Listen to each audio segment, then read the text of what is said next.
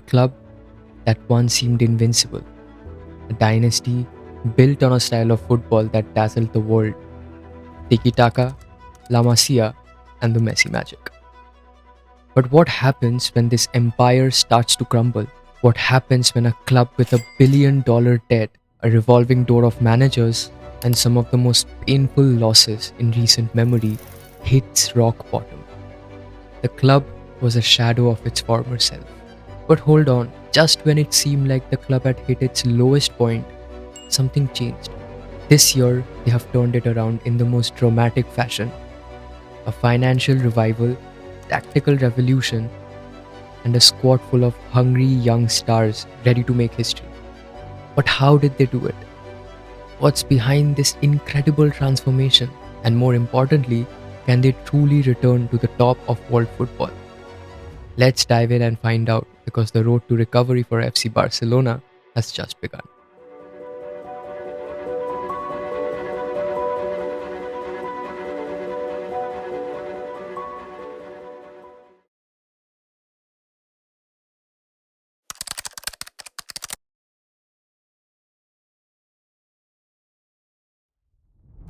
So, let's talk about the Messi bets first.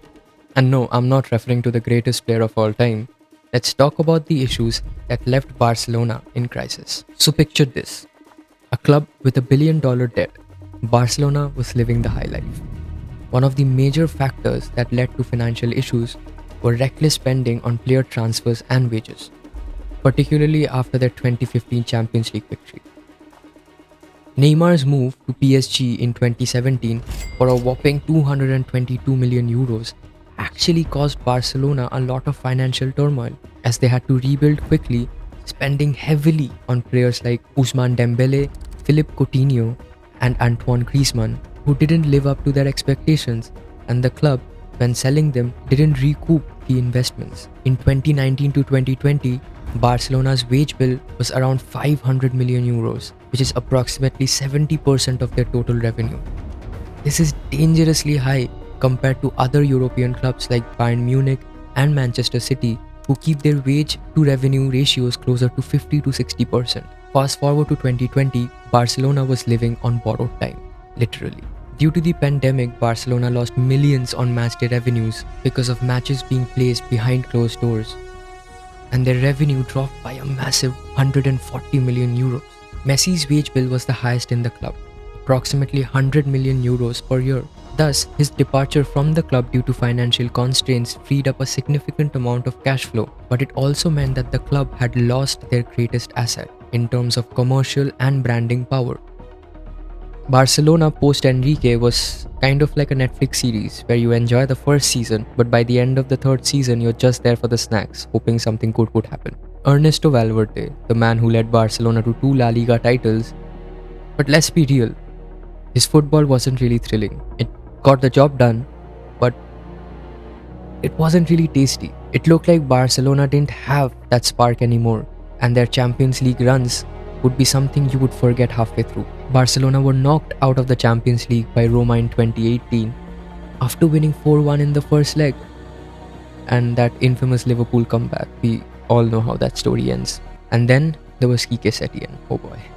The man who came in with big ideas to bring back the magic, but instead he got Barcelona to a stage where they couldn't even get past Bayern in the Champions League without being shredded 8-2.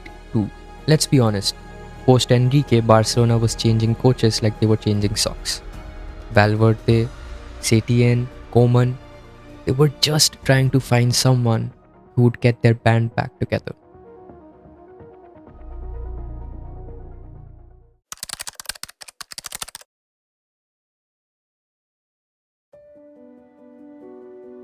There was another name that came to the rescue of Barcelona in their time of need: Xavi Hernandez. Xavi's arrival in 2021 was like watching the club's golden boy coming to the club to restore the tiki-taka empire. He didn't just walk in like, "Alright boys, here's the plan, let's play some fancy passes and hope for the best." Oh no, this guy had a vision, a long-term one. While the results under Xavi wasn't instant, by 2022-2023 season we started to see the fruits of his labor. Barcelona looked more compact, they won the La Liga title, in 2023, showing that Xavi's tactical discipline and patience were finally paying off. The tiki-taka was back, baby. But Xavi's real success wasn't just about winning titles. It was about laying the foundation for the future. He gave Barcelona the hope that they weren't a team of the past, but the present and the future, building a squad that could compete again on the biggest stages.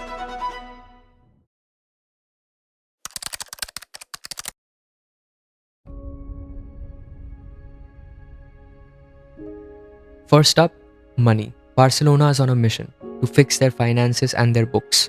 How? Well, Espai Barça is a major renovation of Camp Nou. It's like giving the place a makeover. Bigger, better, and more ways to make cash. Then the managerial change. Enter the man, the myth, the legend, the Bundesliga winning, Champions League destroying manager. Hansi Flick was here. His goal? A tactical revolution. Fast, efficient pressing, something that would even make Guardiola proud. But don't expect Tiki-Taka 2.0. We are in the era of Hansi Flick. He brought back the famous gegenpressing style. When you lose the ball, you chase it like you chase your Wi-Fi router when it switches off during a Champions League final. Midfielders like Frankie de Jong are finally playing as midfielders and not like part-time defenders. La Masia kids? Oh, they're back. Hansi Flick is giving them more chances to prove themselves, and players like Lewandowski got reunited with their old boss. It's like buddy comedy, but instead of jokes, it's goals. In short, Flick turned Barca from a confused team to a ruthless machine. Barca is back, baby, and Hansi Flick is just getting started. Now Barcelona is rebuilding for the future. The old guard is mostly gone, and they are looking at players from La Masia and new signings to create a fresh identity. Players like Pedri, Yamal, Kubarsi, Rafinha, they're ready to put in that work till Barcelona builds the foundation for the future. New signings like Dani Olmo and Szczesny have proved themselves.